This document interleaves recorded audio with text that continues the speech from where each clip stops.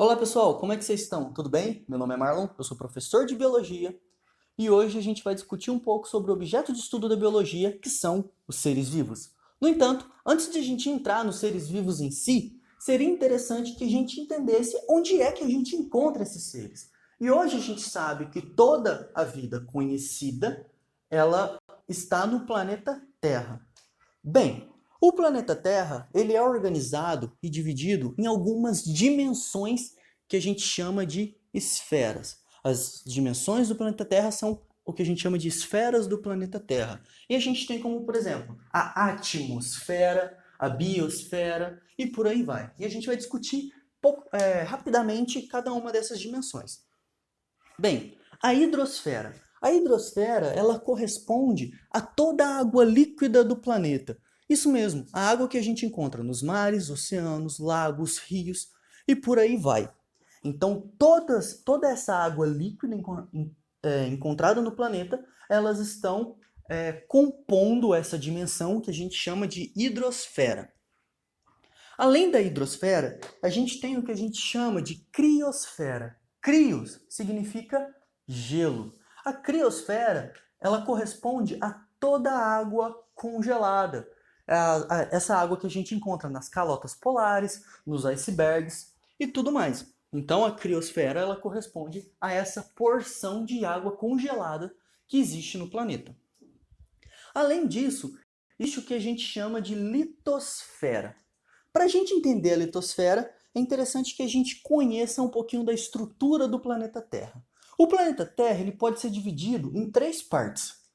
A parte mais interna do planeta é o que a gente chama de núcleo. Um pouco mais externo ao núcleo, a gente tem o que a gente chama de manto. E ainda um pouco mais externo ao manto, tem o que a gente chama de crosta terrestre. O manto ele é dividido em dois, em manto inferior e manto superior. Quanto mais interno, quanto mais próximo ao núcleo, mais quente é, e quanto mais externo ao núcleo, mais frio é. A litosfera, ela corresponde à parte do manto superior e à crosta terrestre. E está envolvido na litosfera os minerais, o solo, as rochas e o próprio relevo. Então, todos esses componentes, minerais, solo, rocha e relevo, eles correspondem a essa dimensão do planeta que a gente chama de litosfera. Nós temos também a atmosfera. A atmosfera é a dimensão dos gases presentes no planeta. E a nossa atmosfera atual, ela tem alguns gases específicos. Dentre eles, o nitrogênio, o oxigênio, o dióxido de carbono e vapor de água. Bem, esses gases eles não estão distribuídos homogeneamente, ou seja, em quantidades iguais. A gente tem muito mais nitrogênio do que dióxido de carbono. Nós temos 78% da nossa atmosfera é nitrogênio, 21% oxigênio e apenas 1% distribuído dióxido de carbono, vapor de água e alguns outros gases que são chamados de gases raros. Bem, e nós temos, por fim, a biosfera. A biosfera que corresponde à dimensão relacionada com os seres vivos. Todos os seres vivos, eles estão agrupados nessa dimensão que a gente chama de biosfera. Vale ressaltar que quando a gente discute atmosfera, litosfera, hidrosfera, a gente está vendo componentes abióticos. A significa negação.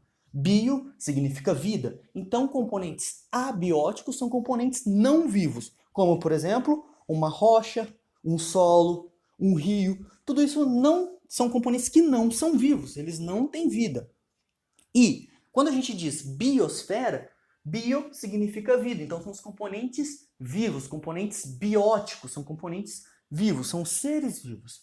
Só que, quando a gente olhar para a natureza, a gente não pode fazer essa separação, porque os componentes bióticos e os componentes abióticos, eles estão sempre relacionados. Como a gente pode ver nessa imagem, nós temos aí o sol, nós temos árvores, nós temos alguns animais, nós temos água. E tudo, a água, por exemplo, é abiótico e os seres vivos são bióticos. Só que a gente sabe que as plantas precisam de água, que os animais precisam de água. Então, os componentes abióticos, eles estão sempre em relação, se interagindo com os componentes bióticos. Dito isso, a gente pode entrar nos grupos dos seres vivos. Quando a gente fala de ser vivo, sempre vem na cabeça algum animal, como, por exemplo, cachorro, gato, papagaio, galinha, barata e rato. Todos esses animais, eles são realmente vivos. Só que a vida, os seres vivos, não se restringem somente aos animais. Nós temos plantas e, além disso, a gente tem micro-organismos, como bactérias. E um fato interessante é que a gente tem muito mais bactéria no nosso corpo do que nossas próprias células. E é um pouquinho sobre isso que a gente vai discutir agora. O primeiro grupo é o que a gente chama de animais, que pertencem ao reino Animalia. Os animais, eles são muito reconhecidos, é muito fácil de entender o que é um animal que não é, justamente porque nós somos animais também. O ser humano também é animal. E os animais, eles podem ser divididos de forma geral em dois grandes grupos. O que a gente chama de animais vertebrados e animais invertebrados. Os animais vertebrados são peixes, anfíbios, répteis, aves e mamíferos. Os animais invertebrados, eles são extremamente diversos. Existem muitos e muitos animais invertebrados. Como, por exemplo, os insetáceos, os aracnídeos, os moluscos, tudo isso são animais invertebrados. Bem, além dos animais, nós temos um segundo reino chamado de reino Plantae, que é o reino das plantas. Quando a gente fala em planta, é muito comum que a gente veja esse organismo e que a gente reconheça, porque ele também é um organismo macroscópico e faz parte da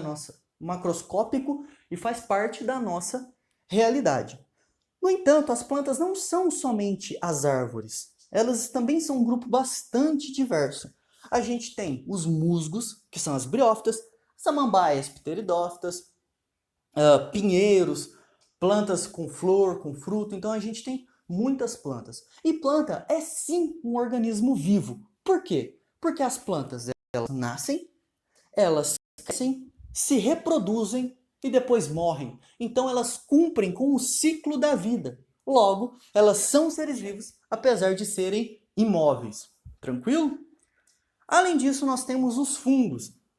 Os fungos, muitas vezes, eles são associados a plantas, só que eles têm características que são somente deles. Por isso, eles têm um reino só para si, que é o reino fungi.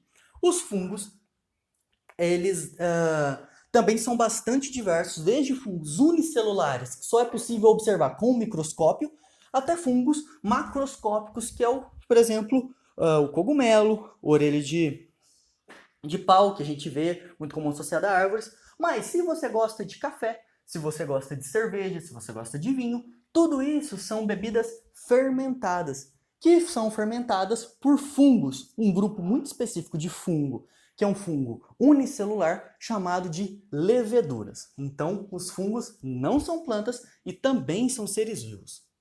Além disso, nós temos os micro-organismos. Os micro-organismos, eles são muito comuns por estarem associados a doenças. Mas, no entanto, não somente isso. Os micro-organismos, eles também exercem um grande papel, seja na economia ou até mesmo na saúde humana. Nós temos como representantes dos micro-organismos os vírus, que é essa primeira imagem à esquerda de cima, e essa imagem é o coronavírus. Nós temos as bactérias, nós temos algas unicelulares, e nós temos também os protozoários representando esses grupos. Então, é muito comum que a gente pense que bactéria só causa mal, que só causa doença, mas a gente tem exemplos de bactérias que são importantes. Por exemplo, para a economia, os próprios lactobacilos, que você usa em bebidas derivadas do leite, né? Em bebidas lácteas. E uma piadinha para descontrair, se você tem um copo de leite e deixa esse copo de leite cair, isso é um lactovacilo. Bem, voltando. E além disso, das bactérias para a saúde humana, são as bactérias presentes no que a gente chama de microbiota, que elas ajudam bastante no papel da digestão dos alimentos. Então, pessoal, muito bem, por hoje é só. Muito obrigado pela atenção e é nóis. Tchau, tchau.